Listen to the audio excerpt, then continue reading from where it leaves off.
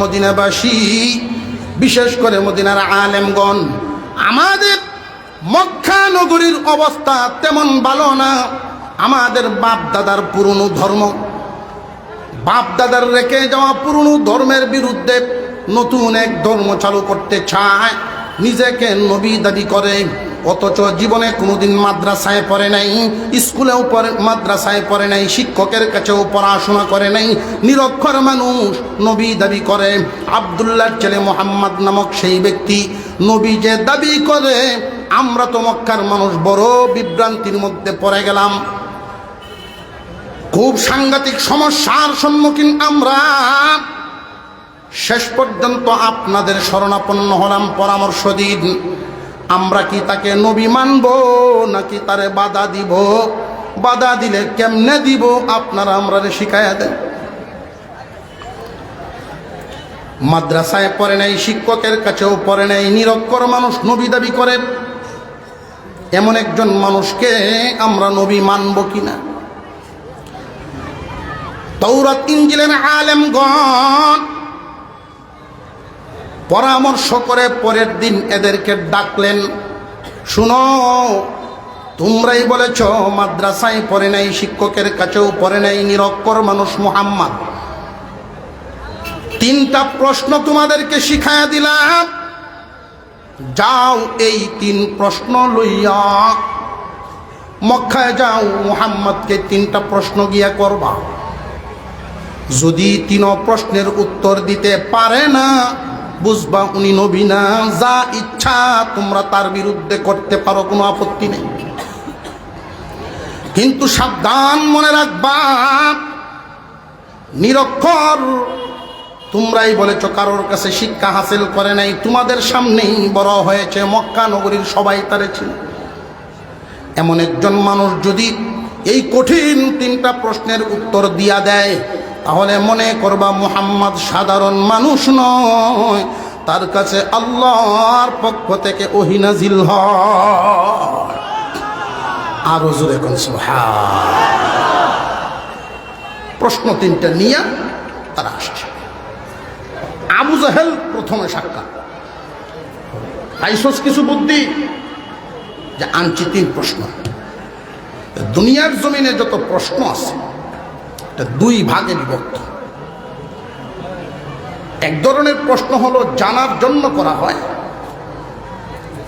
কোনো শর্ত সাপেক্ষ নাই, আপনি জানেন না, জান্নাওয়ালার কাছে প্রশ্ন করেন, অসুবিধা নেই, শর্ত নেই। কিন্তু আরেক ধরনের প্রশ্ন আছে আটকাইবার প্রশ্ন। অনেক সময় দেখবেন বন্ডারা আলেম ওলামা দেখলেই ভিতরে হুসায়, হিতা হিতা শিখায়, কোন সুরাত নয় মিম, কোন সুরাত নাই মিম, এই দৌলত লয়ে ঘুরে, এটা তার বড় এলেন।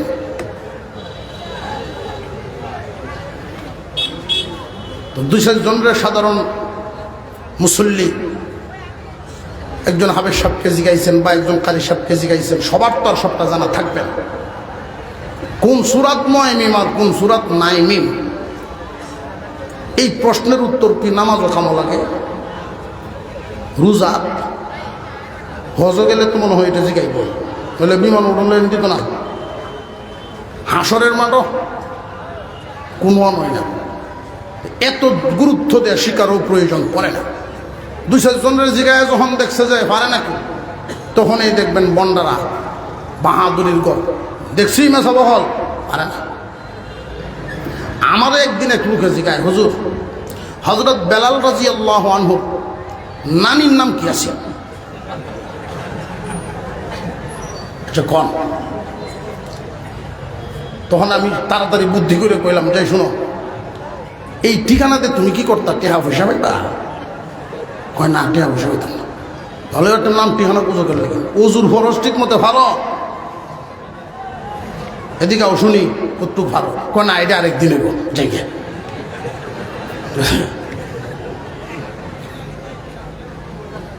জানার জন্য যদি প্রশ্ন করেন, কোনো শর্ত সাপেক্ষ নাই, কিন্তু আটকাইবার জন্য যদি প্রশ্ন করতে হয়, এর উত্তর নিজের আগে জানতে হয়। আটকাইবার প্রশ্ন আছে না, নিজের আগে জানা লাগে। মাদ্রাসার এক তালাবারে দেখিয়া জেনারেল শিক্ষিত রিটায়ার্ড পার্সন দেখিয়া আনছে ওই কই ভর সোনারগড় মাদ্রাসা তুইও ব্যাখ্যল তোর বাপও ব্যাখ্যল এইরকম স্কুল কলেজ তুই আজকালও মাদ্রাসা করে গেল শুধু আরবি ভরাইব আলিফ বা তাস আর কি শিখবি স্কুলে তো অঙ্ক ইংরেজি ইতিহাস ভূগোল যা আছে সব শিখে তো ছাত্র একটু সাহস করে বলে ফেলছে যে আমরা মাদ্রাসা এখন অঙ্ক ইংরেজিও শিখায় এখন তো রিটায়ার্ড পার্সনের রাগ উঠেছে মাদ্রাসা তো অঙ্ক শিখায় এদিকে দিয়ে কোন অঙ্কটা পারস ল কাগজ কলম নেই কয়েকটা দেশে অঙ্ক করে মানে হিসাব করে বাইর করতো দেখি যে কি হিসাব মিলাইতাম কয় হিসাব মিলা এই পুকুরও কয় বালতি পানি হলো মাদ্রাসায় যে হরুইয়া ছাত্ররা দেখবেন এমনি সাদা সিধা হতে আইটটা যাইতে বাউ হয় না এমন হোলা বান্নে মাদ্রাসায় ভর্তি করবেন হিফজোখানা কোরআনের ঘষায় 1 বছর লাগবে সুযোগ হয়ে যাবে দেখছেন নি আমরা তো এই দিই যারা স্মার্ট চালাক চতুর এটার কোনো দিই না মাদ্রাসা দেই লেসা ফেসা লেং রফিসুরা জোরে খন ঠিক না ঠিক যদি এখনো আমরা আমাদের উত্তমটা দিতাম আল্লাহ পাক আমাদেরকে সেই উত্তম বদলা আল্লামা আশরাফ আলী থানভী হুসাইন আহমদ মাদানী রশিদ আহমদ গঙ্গোহী আল্লাহ দিতে পারতেন মহান আল্লাহ দিতেন আমরা লইয়াই গেলাম গ্লাস কলসিপুরে ভাই কেমনে মাদ্রাসার ছাত্র যেই শুনছে উনি কই পুকুরে কয় বালতি পানি বেড়ে মিলা ছাত্র কয় চাচা আপনার বালতি কত বড়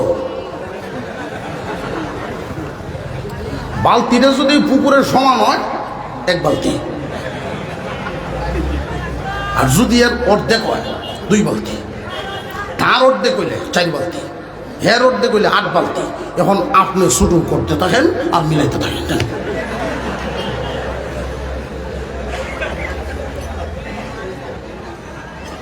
মদিনার আলেমগণ প্রশ্ন শিখায় দিছে উত্তর শিখায় নাই হুজুর আকরাম সাল্লাল্লাহু আলাইহি ওয়াসাল্লামের প্রতিদিনের অভ্যাস আমার আপনার পয়গম্বর খানায় কাবা দেখতে খুব ভালোবাসতেন কাবা ঘরের দিকে তাকায় থাকতেন কারণ ওই কালো গিলাপওয়ালা ঘর এটা কার ঘর জবান খুলে আওয়াজ দিয়ে অলসতা ভেঙ্গে বলেন কার ঘর এই জন্য নবীজি বলেছেন আল্লাহর ঘরের দিকে যদি কেউ একবার তাকায় কাবা ঘরের দিকে কেউ যদি একবার তাকান মহান আল্লাহ তার উপরে 20 বার রহমত নাজিল করেন নবীজি যদি বিশ্রামের জন্য কোথাও বসতেন তাহলে বসাটা এমন ভাবেই বসতেন যেন কাবা ঘর দেখা যায় আমার আপনার পয়গম্বরের মহব্বতের ঘরখানায় কাবা ঘুম থেকে উঠেই সবার আগে কাবা ঘরে যাইতেন এরপরে অন্যান্য কাজ প্রতিদিনের নেই ভোর বেলায় খানায় কাবায় যখন আমার আপনার পয়গম্বর হাজির মক্কার নেতৃস্থানীয় লোকেরা গিয়া প্রশ্নগুলো করার জন্য হাজির ও মুহাম্মদ তুমি আমাদের কারোর বাতিজা কারোর ভাই ব্যক্তিগত কোনো শত্রুতা নাই ধর্মীয় একটা মতবাদ তুমি নিজেকে নবী দাবি করো আমরা তোমাকে নবী মানি না তবে আজকে আসলাম শেষমেশ একটা পরীক্ষা করার জন্য 3টা প্রশ্ন তোমাকে করব গো মুহাম্মদ যদি 3 প্রশ্নের উত্তর দিতে পারো তাহলে এই মক্কায় কালিমার দাওয়াত চলবে আর কোনো বাধা নাই যদি 3 প্রশ্নের উত্তর দিতে পারো না তাহলে কালিমার দাওয়াত চলবে না হুজুর সাল্লাল্লাহু আলাইহি ওয়াসাল্লাম বলেন মক্কায় কালিমার দাওয়াত চলবে কিনা চলবে না এই অনুমতি তো আপনাদের কাছ থেকে আমি নেই প্রশ্ন কি করবেন সেটা করেন যে তুমি কি সত্য নবী নাকি মিথ্যা নবী এটা জানার জন্য 3টা প্রশ্ন করব 3 প্রশ্নের উত্তর যদি দিতে পারো তুমি সত্য নবী প্রমাণিত হবে, আর যদি দিতে পারো না তুমি সত্য নবী না। আল্লাহর পয়গম্বর বলেন, আল্লাহ পাক আমাকে নবুয়তি দিয়েছেন, সত্য না মিথ্যা এটা আল্লাহ আমাকে দিছেন, আপনাদের কাছ থেকে তো সার্টিফিকেট নেই। আপনারা প্রশ্ন কি করবেন করেন, 1 নাম্বার 2 নাম্বার 3 নাম্বার করে প্রশ্ন করা শুরু করলো। 1 নাম্বার প্রশ্ন হলো, এই পৃথিবীর জমিনে এমন কোন মানুষ, এই দুনিয়ার জমিনে একজন মানুষ আল্লাহ পাঠাইছিলেন এমন, যার মতো আর কেউ এমন যোগ্যতা পান নাই, এই নিয়ামত পান নাই। যে কি নিয়ামত? আমরা এখানে যারা আছি এমন মানুষও আছেন যে চুনারুঘাটের বাহিরে আর যাওয়া হইছে না জীবন। এমন মানুষও আছে সিলেট শহর, যদিও নিজেদের বিভাগ সিলেটেই জীবনে কোনোদিন যান নাই। এমন মানুষও আছেন জীবনে কোনোদিন সিলেট গেছেন কিন্তু ঢাকায় যান নাই। আমরা প্রতিদিন যখন ভোরবেলায় ঘুম থেকে উঠি, সূর্যটা পূর্ব দিকে উঠে। ছোটবেলায় মনে করতাম সূর্যটা আমাদের পূর্বের যেই গ্রামের পিছন থেকে সূর্য ওঠে, ঠিক না? স্কুলে দেখা হইলে এদেরকে জিগাইতাম, তোরার বাড়ির ভিসেতে তো সূর্য উঠে। না, আমরা এর ভোরের গ্রামটা এমন হইছে না হইছে না। কিন্তু আজও পর্যন্ত সূর্য কোন জায়গার থেকে উঠে কেউ কোনোদিন দেখতে পারে। একজন মাত্র মানুষ আল্লাহ পাক রব্বুল আলামিন তাকে দেখিয়েছিলেন কোন জায়গার থেকে সূর্য উঠে এবং কোন জায়গায় গিয়ে ডুবে। এই লোকটার নাম বলবা। 2 নাম্বার, কতক যুবক নিজের বাপ দাদার বাড়ি ভিটা ছেড়ে দিয়া পাহাড়ের গুহায় ঘুমন্ত অবস্থায় সময় কাটায় বহুদিন। এই যুবকগণ কত বছর একটানা সেই গুহার ভিতরে ছিল। 2 নাম্বার গেল। 3 নাম্বার, আমার আপনার ভিতরে যেই রুহুটা, যেই বাতাসের মাধ্যমে আমরা চলাফেরা করি, কোন দিক দিয়ে রুহু আসা যাওয়া করে এই পর্যন্ত কোনো দার্শনিক বের করতে পারে নাই। মুহাম্মদ তুমি রুহের ব্যাখ্যা দিবা। 3টা প্রশ্ন তারা করলো। আমার আপনার পয়গম্বর তাদেরকে বললেন, শুনো, আমি আমার পক্ষ থেকে কিছুই বলি না, তোমরা এটা জানো। কবির ভাষায় এই কথাটাকে কিতাবের মধ্যে এইভাবেই উল্লেখ করা হয়, মুহাম্মদ হরগিজ না গুফতা। নবুয়তি পাওয়ার পরে মুহাম্মাদের পক্ষ থেকে কিছুই বলতেন না যতক্ষণ না জিবরাইল বলে দিতেন। জিবরাইল কিছুই বলতেন না যতক্ষণ না আল্লাহ বলে দিতেন। মুহাম্মদ হরগিজ না গুফতা তা না গুফতা জিবরাইল। মুহাম্মদ হরগিজ না গুফতা তা না গুফতা জিবরাইল। জিবরাইল হরগিজ না গুফতা তা না গুফতা রব্বুল জলিল। জিবরাইল আসার আগ পর্যন্ত তো আমি কিছুই বলবো না। আল্লাহ পাক জিবরাইলকে জানাবেন, জিবরাইল আমাকে জানায় দিবেন, আমি আপনাদেরকে জানাবো।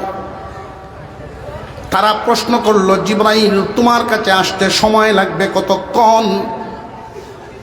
আমার আপনার পয়গম্বরের কাছে জিবরাইল আমিন আসতে, সিদরাতুল মুনতাহা থেকে জিবরাইল জমিনে আসতে সময় কতক্ষণ লাগবে? বিভিন্ন মাহফিলে অবশ্যই আপনারা এই বয়ান শুনেছেন। জিবরাইল আমিনকে আল্লাহ পাক 600 নূরের পাকা দ্বারা বানিয়েছেন। 600 জানাহ, 600 নূরের পাখা দ্বারা আল্লাহ পাক রব্বুল আলামিন জিবরাইল আমিনকে বানিয়েছেন। মাত্র 2টা পাকা এইভাবে ছড়ায়া যদি একটা টান দেন, সিদরাতুল মুনতাহা থেকে জমিনে আইসা পড়েন। কতক্ষণ লাগবে নবীজির কাছে আসতে? তো 1-2 মিনিট 3 মিনিট, 1 ঘন্টা সময় নিলেই তো যথেষ্ট। কিন্তু নবীজি 1 ঘন্টা নেন নাই এদের কাছ থেকে। আমার আপনার পয়গম্বর সময় নিয়েছেন 24 ঘন্টা। কয় ঘন্টা? আরো জোরে। 24 ঘন্টা সময় নিলেন যে 24 ঘন্টা পরে আমি উত্তর দিব। তারা চলে গেল 24 ঘন্টা পরে উত্তর পাওয়ার অপেক্ষায়। হুজুরে আকরাম সাল্লাল্লাহু আলাইহি ওয়াসাল্লাম আকাশের দিকে তাকায় অপেক্ষা করে, দিন চলে গেল, জিবরাইল আমিন আসেন নাই।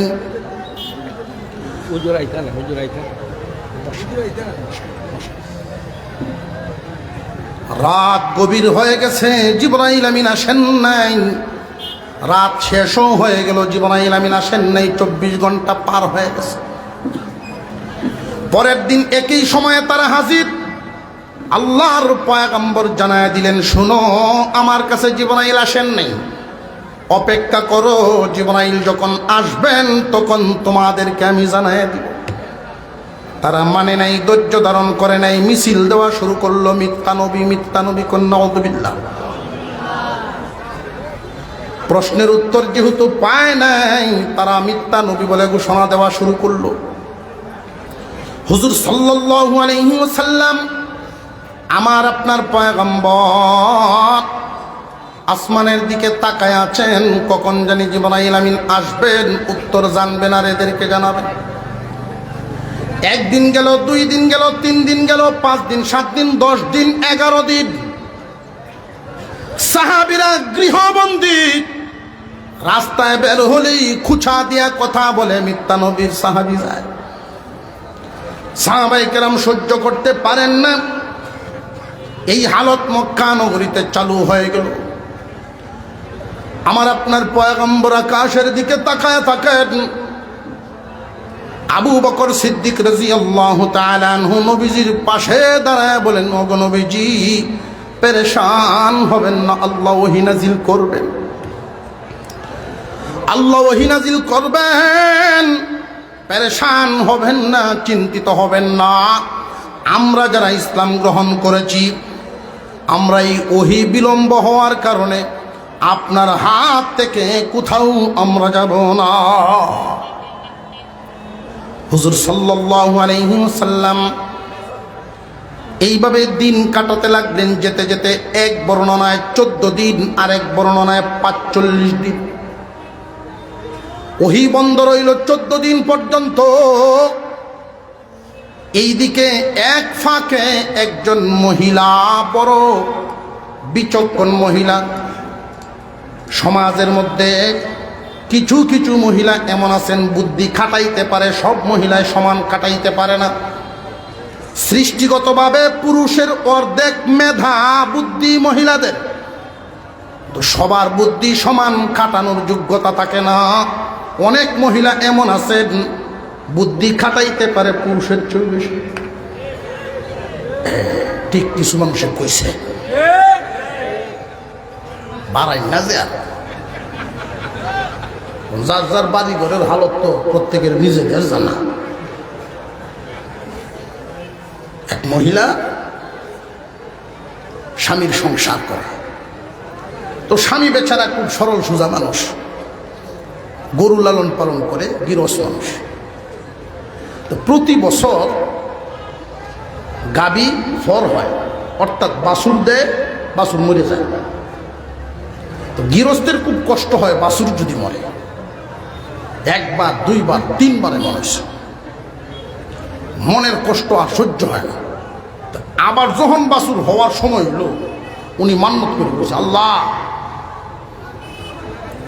এবারের বাছুর যদি টিকে, এটা না মরে, লালন পালন করমু, যত বড় গরু হোক বিক্রি করিয়া গরু বেচার পয়সা তোমার ঘর মসজিদে দিলাইব। মান্যত করছে। আল্লাহর কি মেহেরবানি, মান্যত কবুল হয়েছে, গরু মরছে না।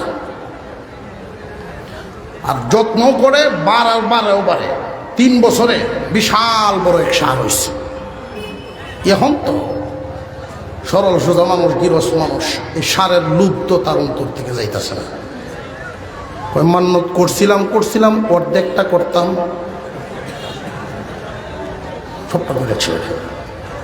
গরুরে খাওয়ায়, হ্যাঁ তোরে এত যত্ন করি, আমি ভাইলাম না। বিবি সব বিষয়টা দেখতেছে, ও কি ব্যাপার, আপনি গুনগুন করেন, কি হয়েছে? তোমার কাছে তো বলি নাই, আমি তো গরু বেচার পয়সা মসজিদে দেলাই মান্যত করছিলাম, সেই মান্যত করেই তো মরানো ফিরাইছি, এখন আর মরে নাই, আল্লাহ রাখছে। আমার ভিতরে তো লোভ জাগতেছে যে মানছিলাম অর্ধেকটা মানতাম, তো আমি কিছু পাইলাম।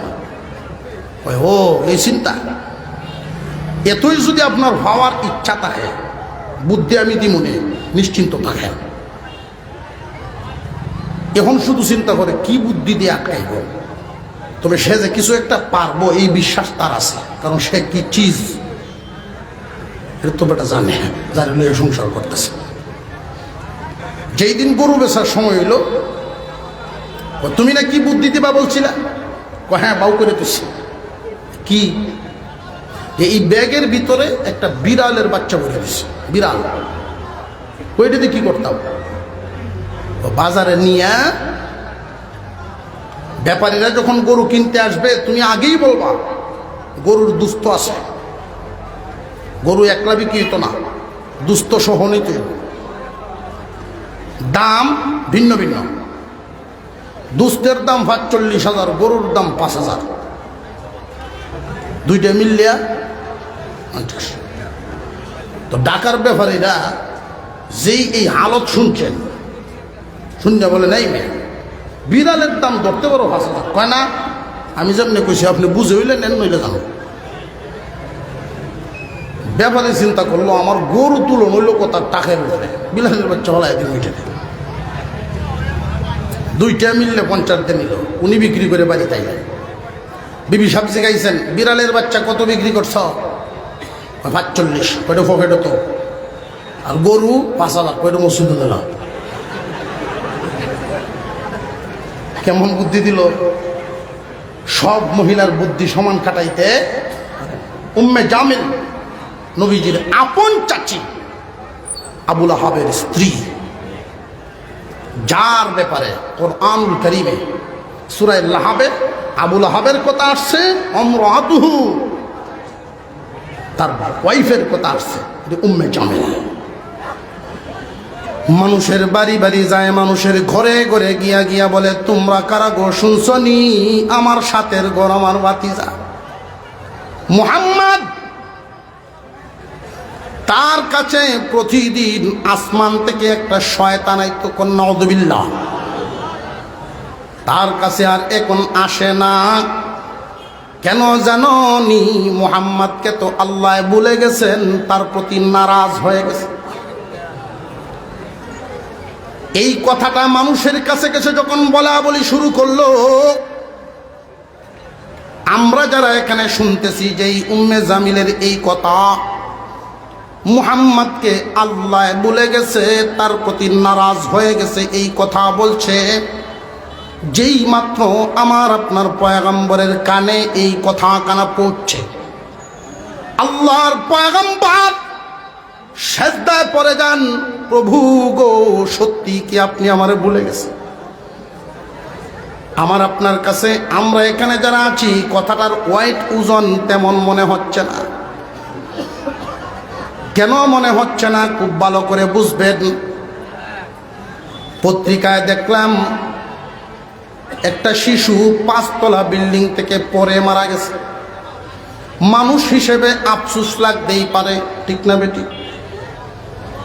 চায়ের দোকানে চা খাইতেছেন, সংবাদ প্রচার হইতেছে, একজন মানুষ আর একজন মানুষকে দিন দুপুরে মানুষের সামনে হত্যা করে ফেলছে। উনি কি চা খাওয়া এই দৃশ্য দেখে বন্ধ করব, না শুধুমাত্র মানুষ হিসেবে একটু আফসোস করবো? আহা, এতটুকুই তো, এর বেশি?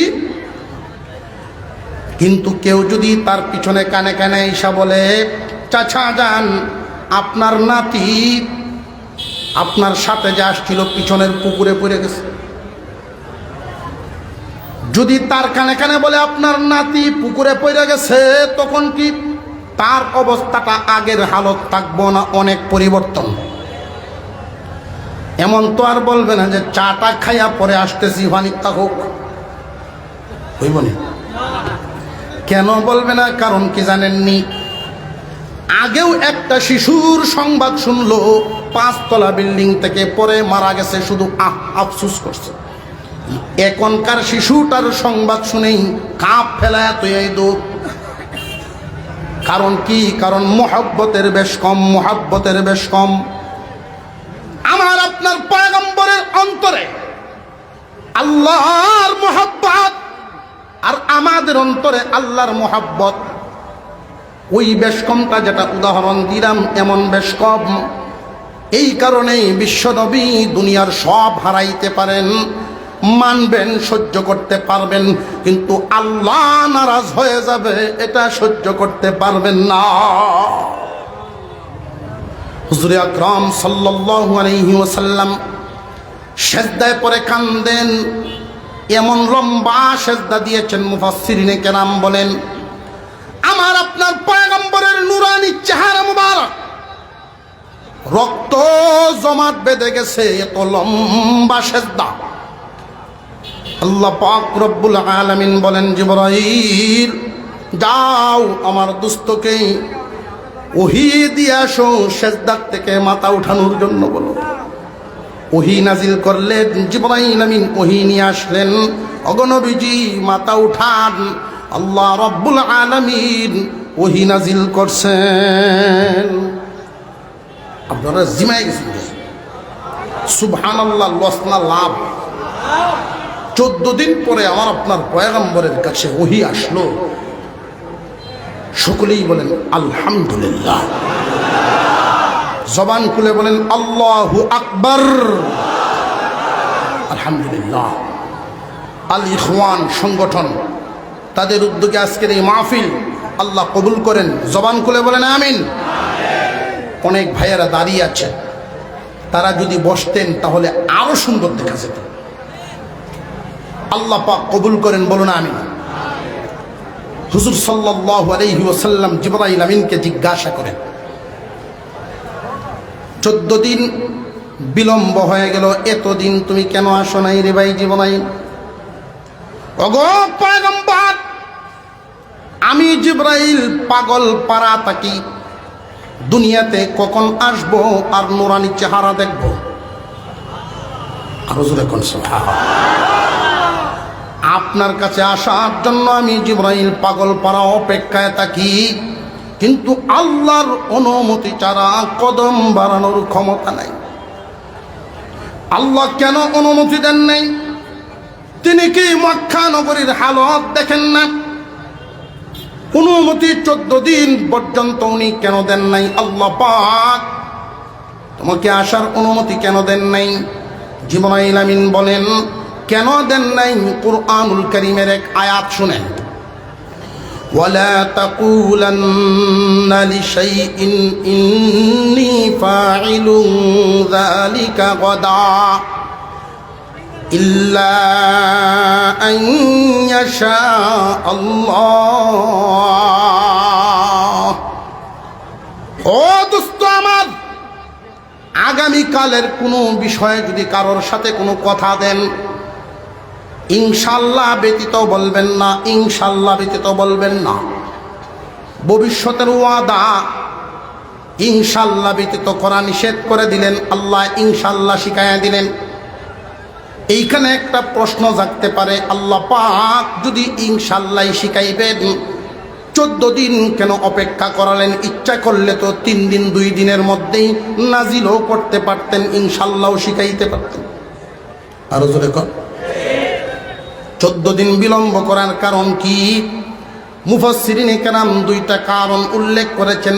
1 নাম্বার, কিয়ামত পর্যন্ত উম্মতে মুহাম্মাদি যেন ইনশাআল্লাহর গুরুত্ব বুঝতে পারে।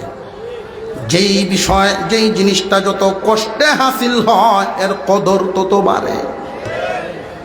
মুসলমানের জবানি কথাবার্তা শুনলেই বিধর্মীরাও বুঝতে পারবে লোকটা মুসলমান। ভবিষ্যতের ওয়াদা করলে ইনশাআল্লাহ বলবো, ভবিষ্যতের কথা বলতে গেলেই জবান দিয়া ইনশাআল্লাহ বের হবে, টুটের সাথেই শব্দ ফিটিং হয়ে যাবে। আশ্চর্যজনক, আল্লাহর কুদরতি কোনো কিছু দেখলেই জবানের সাথে ফিটিং থাকবে, সুবহানাল্লাহ বলবে। আল্লাহ পাকের বরত্ব প্রকাশ করবে কিছু কিছু বিষয়াদি। এই শব্দগুলো মুসলমানের জবান থেকে এখন হারায়া যাইতেছে। ইহুদি খ্রিস্টানদের ওই কালচার ব্যবহার হইয়া ইংরেজি শব্দ আমাদের টুটের সাথে মিলা কোরআন হাদিসের সহি সুন্নাহর এই কথাগুলো আমাদের জবান থেকে সরে যাচ্ছে। আশ্চর্য কিছু দেখলেই কয় ওয়াও,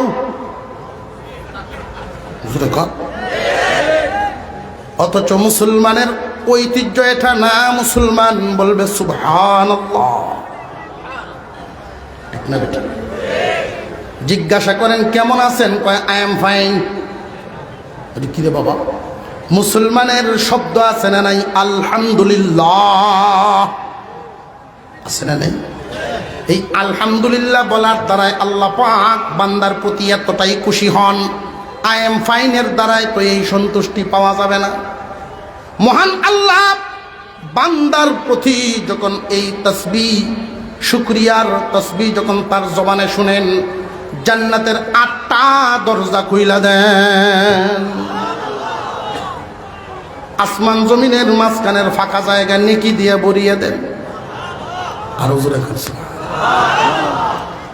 ইনশাআল্লাহ। শিক্ষা দেওয়া উদ্দেশ্য 14 দিন বন্ধ রাখলেন ওহী।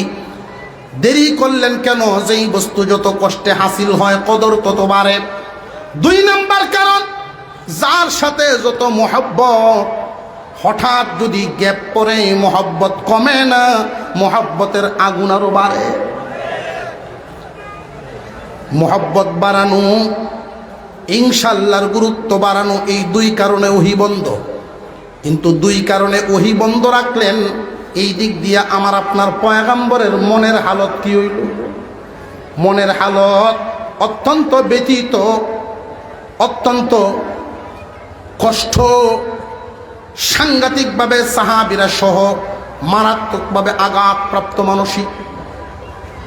এই মনের আঘাত দূর করার জন্য আল্লাহ পাক রব্বুল আলামিন মক্কায় যেই কথাটা ছড়লো, মুহাম্মদকে আল্লাহ বলে গেছেন, তার প্রতি নারাজ হয়ে গেছে।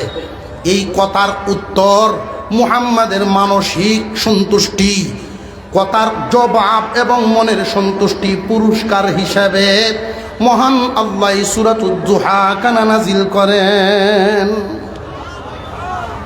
বেশি লম্বা হয়ে গেছে তাই না? আপনার অসুবিধা হইতেছে না তো?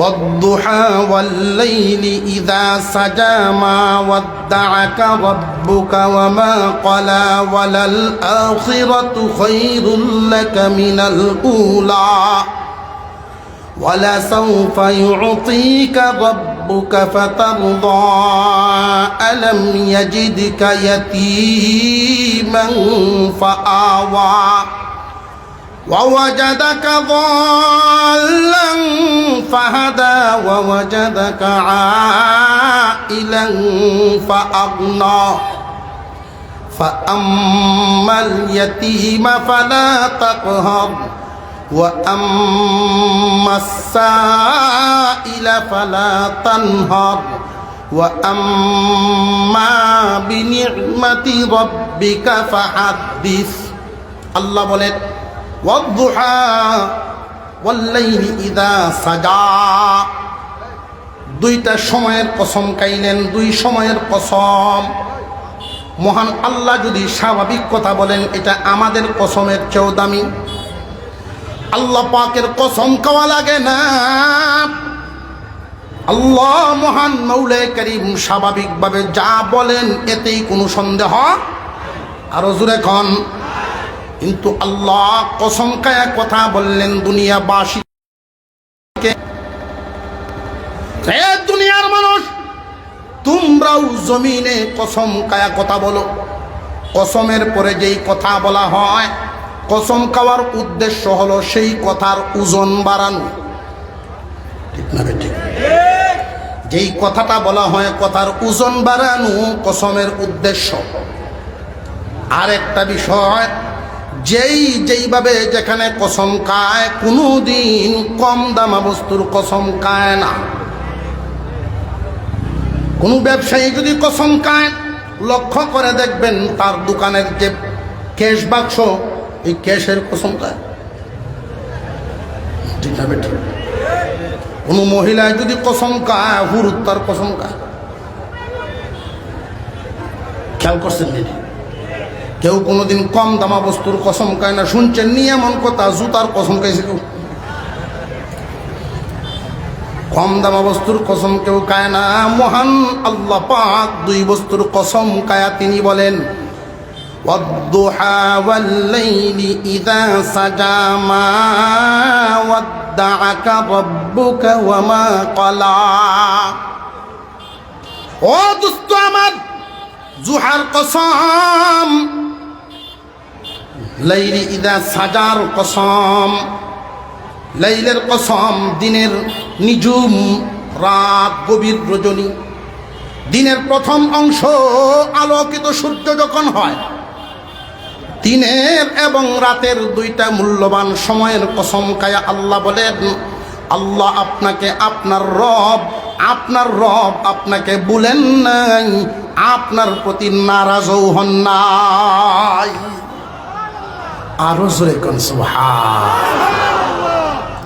যেই আঘাতটা পেয়েছিলেন উম্মে জামিলের প্রচার করা কথায়, মুহাম্মদকে আল্লাহ ভুলে গেছে, তার প্রতি নারাজ হয়ে গেছে, এই জন্য ওহী বন্ধ। আল্লাহ পাক দিনের একটা মূল্যবান সময়ের কসম খাইলেন, রাতের একটা দামি মূল্যবান সময়ের কসম খায়া তিনি ঘোষণা দেন, আপনার রব আপনাকে বলেন নাই, আপনার প্রতি নারাজও হন নাই। ও দোস্ত আমার, ওহী বন্ধ আপনাকে বুলার কারণে না, ইনশাআল্লাহর গুরুত্ব বাড়ানোর কারণে, আর আপনার আমার মহব্বত আরো দ্বিগুণ বাড়ানোর উদ্দেশ্যে। জবাব তো দিলেন, কিন্তু মনের ভিতরে এই মক্কাবাসী যে কষ্টটা দিল, এই কষ্ট দূর করার জন্য মহান আল্লাহ পাক বলেন, আপনাকে ওরা কষ্ট দিয়েছে, বর্তমান সময়ের হালত হলো আপনাকে ওরা কষ্ট দেয়, আপনার সাহাবীদেরকে কষ্ট দেয়, বিভিন্নভাবে তারা বাধা দেয়। এই কালিমার দাওয়াত দিতে যান, মানুষের ঘরে আলো পৌঁছাতে যান, আর তারা অন্ধকার দিয়ে আপনাকে বিভিন্নভাবে বাধা দেয়। ও দোস্ত আমার, আমি আল্লাহর ঘোষণাটা শুনেন, ওয়ালাল আখিরাতু খায়রুল লাকা মিনাল উলা। আল্লাহ বলেন, ইহকাল থেকে পরকাল, বর্তমান থেকে ভবিষ্যৎ, বর্তমান যেই হালত আছে এই হালত থাকবে না, পরিবর্তন হয়ে যাবে, আরো ভালো করে দিব। ইহকাল থেকে পরকালে আপনার জন্য এমন হালত থাকবে না, আপনার জন্য খায়রিয়ত রয়েছে। ওয়ালাল আখিরাতু খায়রুল লাকা মিনাল উলা, বর্তমান থেকে ভবিষ্যতে, ইহকাল থেকে পরকালে আল্লাহর পক্ষ থেকে আপনার জন্য পুরস্কার। কি পুরস্কার? যে খয়ের নামক পুরস্কার।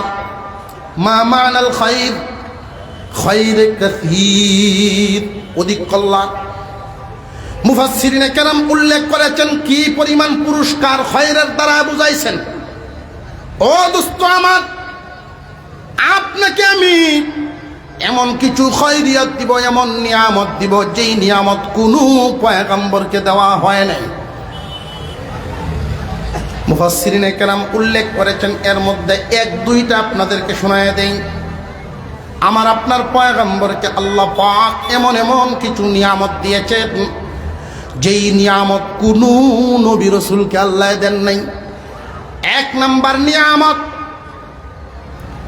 আল্লাহ পাক রব্বুল আলামিন আমার আপনার পয়গম্বরের নাম সমুন্নত করে দিছেন। যারা বলছিল নবীজির ছেলে দুনিয়া থেকে বিদায় হয়েছেন, নাম নিশানাই থাকতো না, আল্লাহ পাক রব্বুল আলামিন বলেন, ওয়ারাফা'না লাকা যিকরাক আলাম নাশরাহ লাকা সাদরাক ألم نشرح لك صدرك ووضعنا عنك وزرك الذي أنقض ظهرك ورفعنا لك ذكرك। দোস্ত আমার, আপনার নাম সমুন্নত করে দিলাম। দিছেন কে? আর জোরে বলেন আল্লাহ পাক আমার আপনার পয়গম্বরের নাম উন্নত করেছেন, সমুন্নত করেছেন। কেমন করা করছেন? বর্তমান বিশ্বের যে সমস্ত বেদিন বিজ্ঞানী, বেঈমান কাফেররাই কথা বলতে বাধ্য, স্বীকার করতে বাধ্য। বাতাসকে তারা পরীক্ষা নিরীক্ষা করে। আমরা প্রতিদিন যেই যেই কথাগুলো বলি এগুলো বাতাসের সাথে মিশে। এই কথাগুলোকে তারা বিভিন্ন যন্ত্রের মাধ্যমে পরীক্ষা নিরীক্ষা করে রিপোর্ট পেশ করেছে। তাম পৃথিবীতে মানুষ যতগুলো শব্দ ব্যবহার করে এর মধ্যে এমন কোনো সেকেন্ড নাই যেই সেকেন্ডে মুহাম্মাদের নাম নাই। এমন কোন সেকেন্ড নাই যেই সেকেন্ডে আমার আপনার পয়গম্বরের নাম নাই। কেমনে এটা সম্ভব? তারাই আবার তাদের পক্ষ থেকে একটা মতামত পেশ করেছে। এই মতটা কি?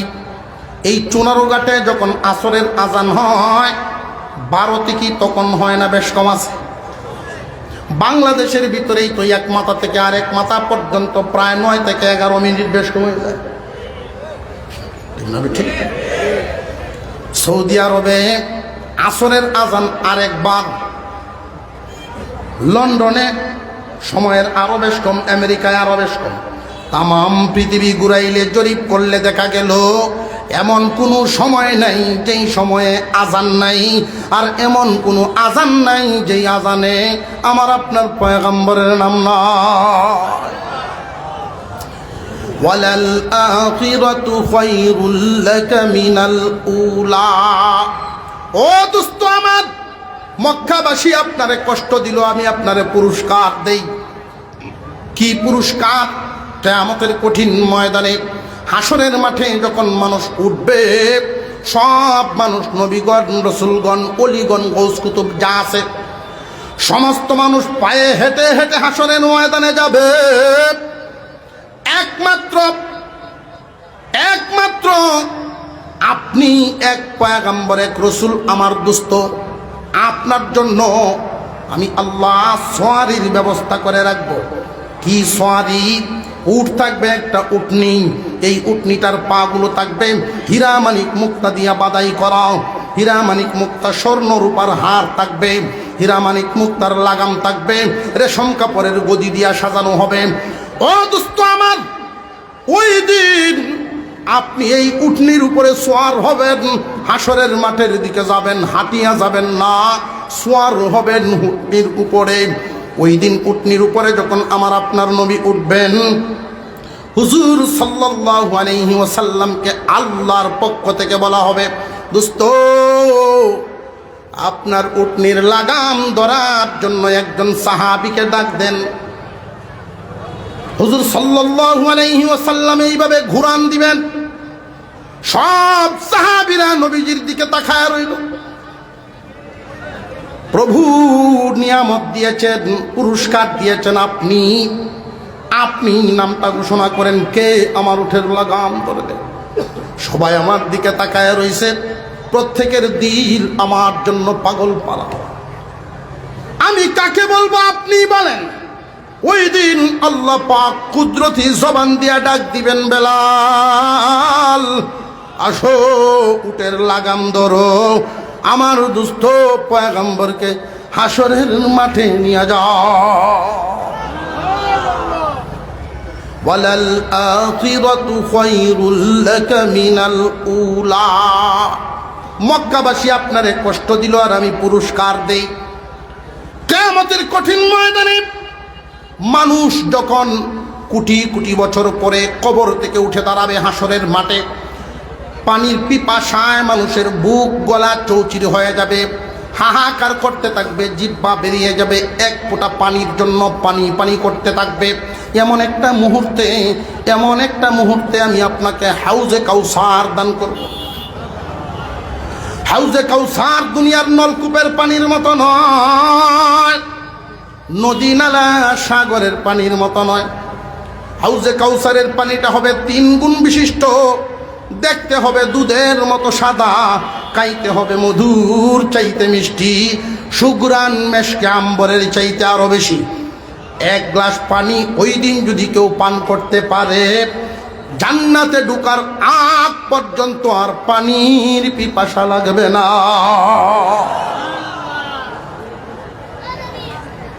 একটা প্রশ্ন এখানে জাগে, প্রশ্ন একটা জাগে, এই প্রশ্নের উত্তরটা না দিলে আবার বুঝে আসবে না।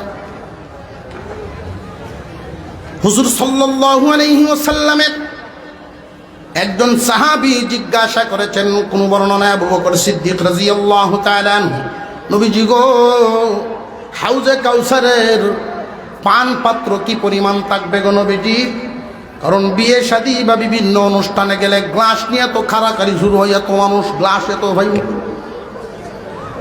আল্লাহর পয়গম্বর বলেন, আকাশের তারকা গণে শেষ করা যেমন সম্ভব না, আমার হাউজে কাউসারের স্বর্ণের পেয়ালা থাকবে, এগুলো গনিয়া শেষ করা সম্ভব না। এতগুলো মানুষ একসাথে আওয়াজ দিলে চুনারুগা থরথর করার কথা, মসমস করার কথা। আমরা জামডি মেজে যে বই লড়াছড়া, ওই দিন পানি পান করার ইচ্ছা আসেনি?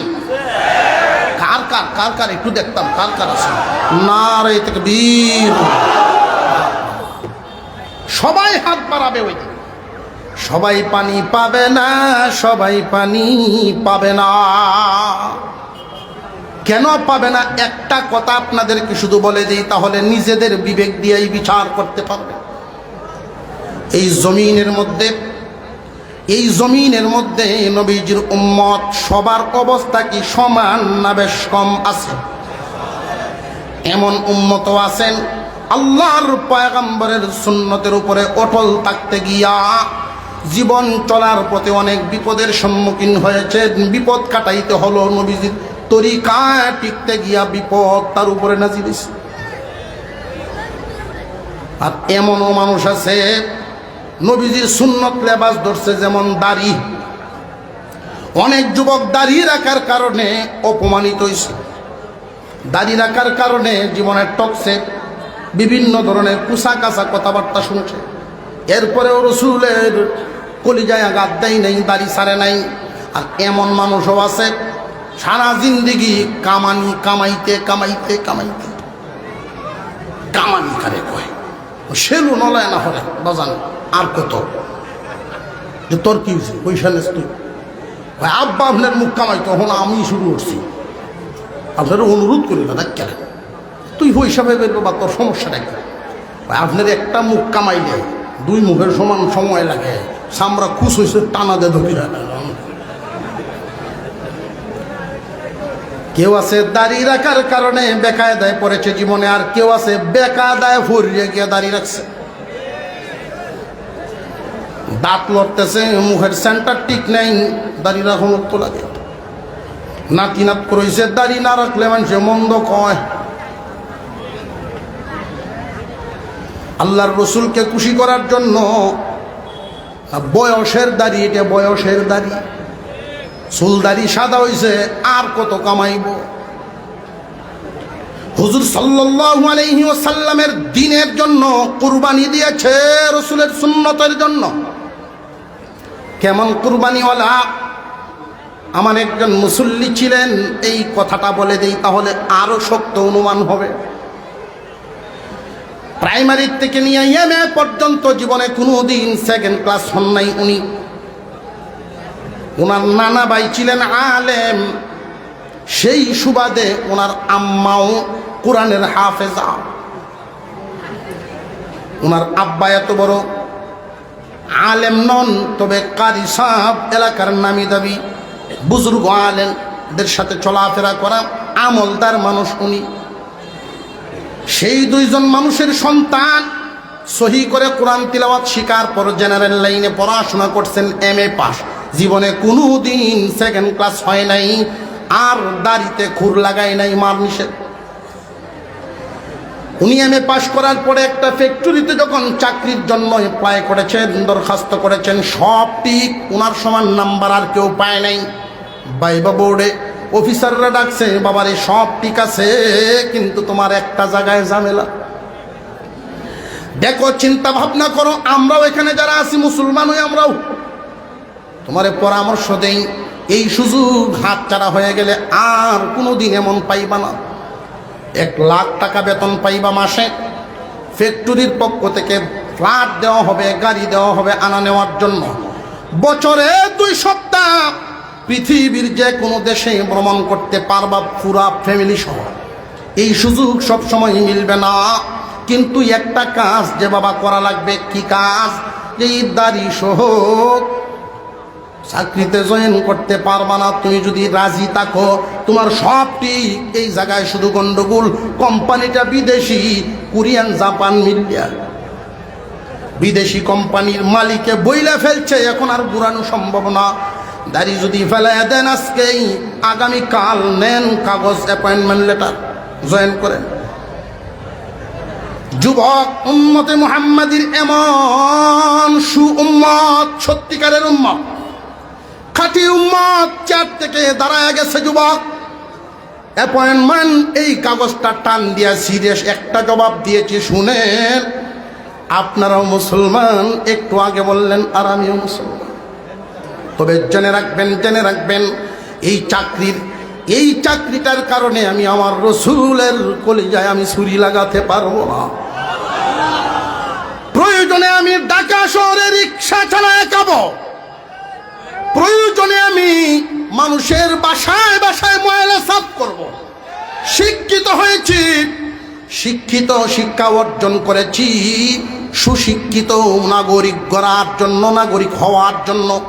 আজকে এই শিক্ষা অর্জন করে যদি পয়গম্বরের কলিজা রক্ষা করতে না পারি, গলা রক্ষা করতে না পারি, রসুল বলেছেন যে নাকি দাড়ি কাটলো আমার উম্মত, সে যেন আমার কলিজায় ছুরির আঘাত করলো।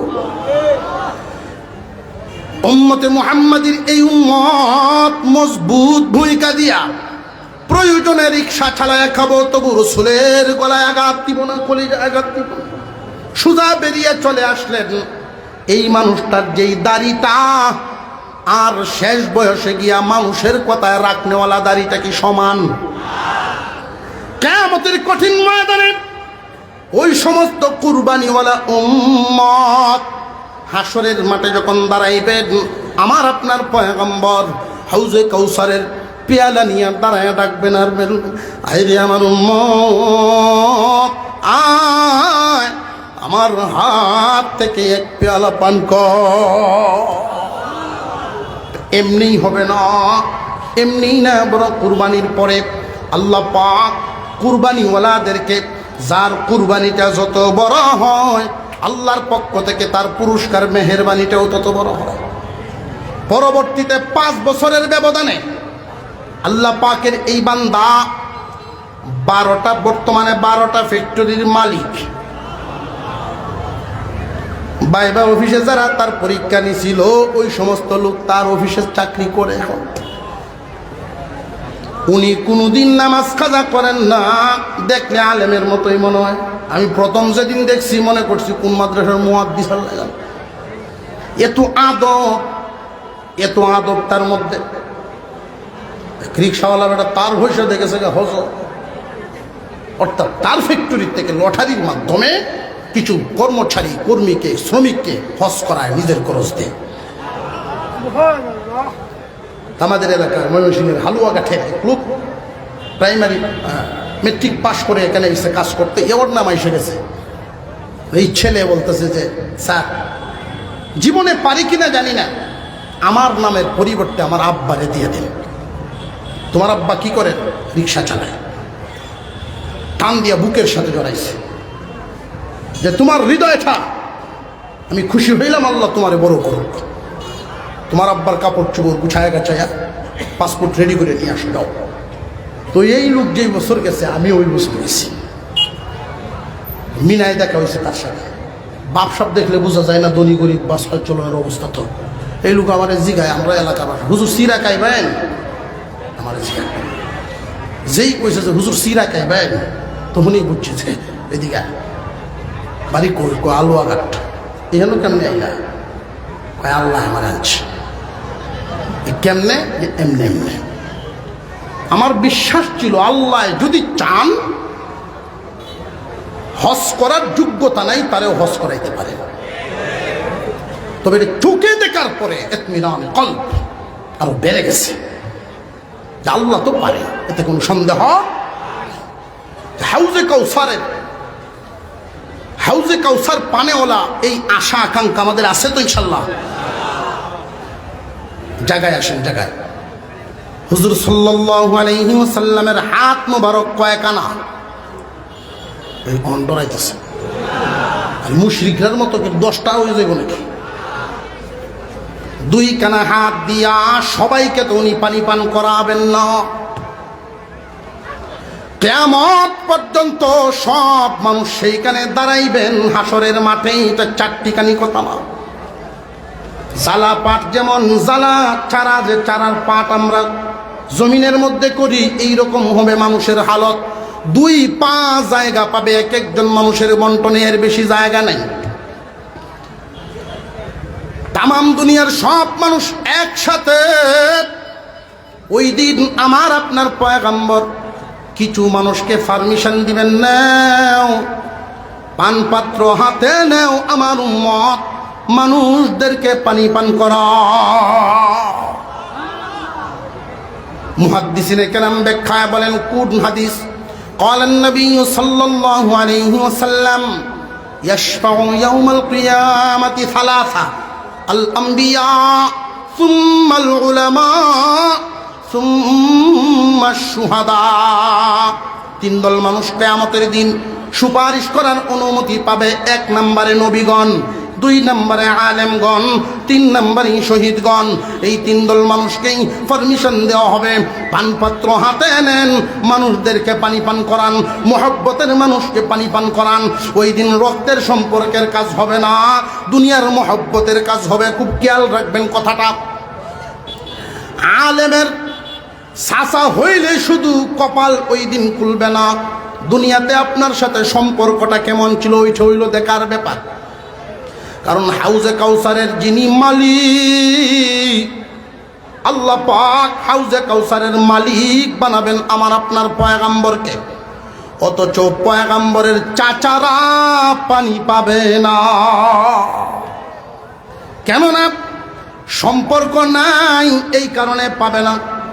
দুনিয়ার জমিনে অনেক মানুষ আলেম উলামাদেরকে মহব্বত করে, দ্বীনি কাজের জন্য দিল দরদি, দিল কুলা মহব্বত রাখেন। আলেমদের যেই কাজ, ওই কাজগুলো লক্ষ্য করবেন। একদল মানুষ কুরআনুল কারীম পড়ায়, আরেক দলে পড়ে। মাঝখানে আরেকটা দল কিন্তু আছে বড় ভূমিকা রাখে। এক দলে কোরআন পড়ে, আরেক দলে পড়ায়, আরেকটা দল আছে পড়ানোর ব্যবস্থা করে দেয়। আরো জোরে কর। বাবার রেখে যাওয়া জমিনটাতে বাড়ি করে নাই, বাগান করে নাই, ক্ষেত করে নাই, নবীর বাগান কোরআনের মাদ্রাসার জন্য জায়গা দিয়ে দিছে। আল্লাহ পাক রব্বুল আলামিন এই মানুষগুলো কিয়ামতের দিন যারা আলেমদেরকে মহব্বত করত, হাসরের মাঠে আলেম উলামাদের মহব্বতের মানুষগুলোর হালত কেমন হবে? শুধু মহব্বত করত, দুনিয়াতে চেনা পরিচয় ছিল, মন থেকে মহব্বত করত। এই মহব্বতের অবস্থাটা কেমন হবে? হাসরের মাঠে পানিওয়ালা কারা কারা থাকবে? নবীজির এক হাদিস, এই হাদিসখানা খুতবায় আমি তিলাওয়াত করেছিলাম, কান পেতে শুনেন আবার। কুন আলিমান, নাজাত যদি পাইবার চাও ওই দিন হাসরের মাঠে, নাজাত যদি পাইবার চাও নিজে আলেম হয়ে যাও। আলেম হয়ে গেলে মর্যাদা বাড়ায় দিবেন কে? আল্লাহ। অথচ এই জমিনের মধ্যে একদল মানুষ এমন আছেন 40 দিন যদি লাগাইতে পারে আলেমদের সামনে গিয়া টক্কর মারে। ঠিক এর আওয়াজটা বুঝাইছে না?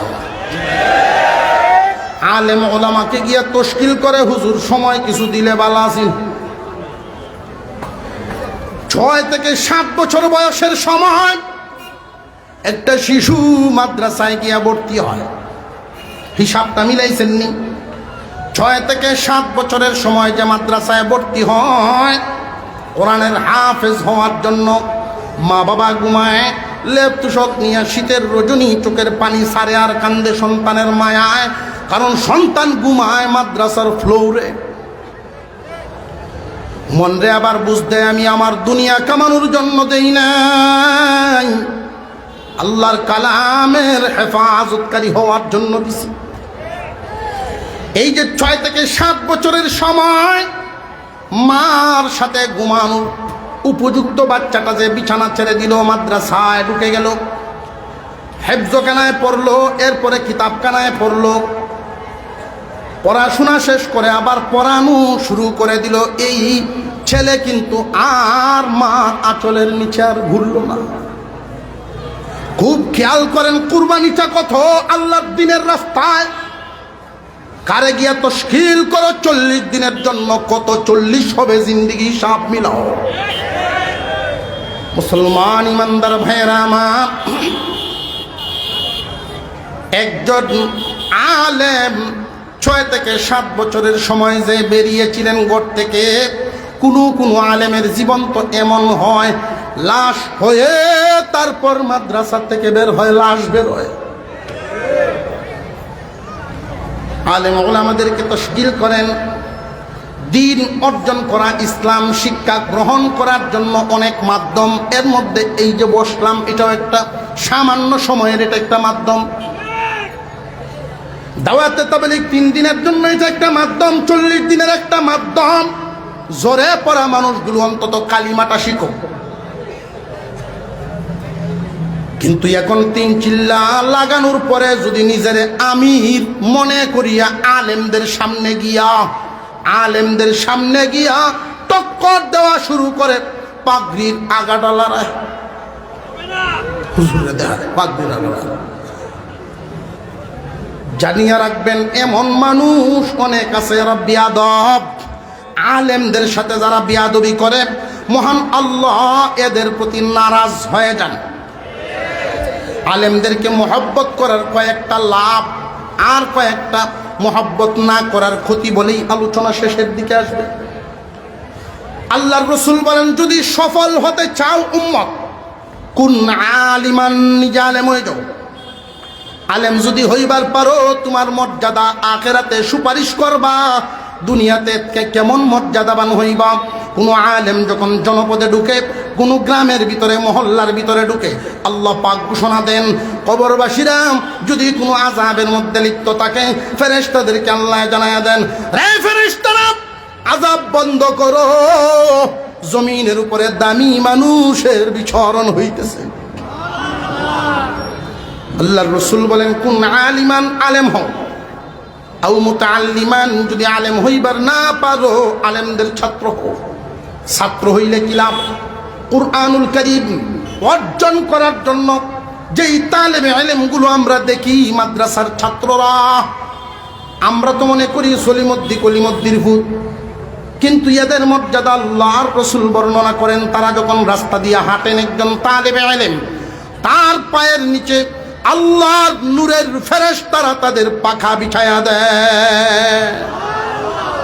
আমি হাদিসটা চিন্তা করেছি, নবীজি যে বললেন ফেরেশতাদের ডানা তালেবে ইলমের পায়ের নিচে বিছায়া দেন, আল্লাহর রাসূল তো এই কথাও বলতে পারতেন যে মাথার উপরে ছায়া দেন, ছায়ার কথাও বলতে পারতেন, সেটা না বলে পায়ের নিচে বিছানোর কথা বললেন। কারণ ইলমে দিন অর্জন করনেওয়ালা, কুরআন হাদিস অর্জন করনেওয়ালা তালেবে ইলমের মর্যাদা বুঝাইছেন খুব।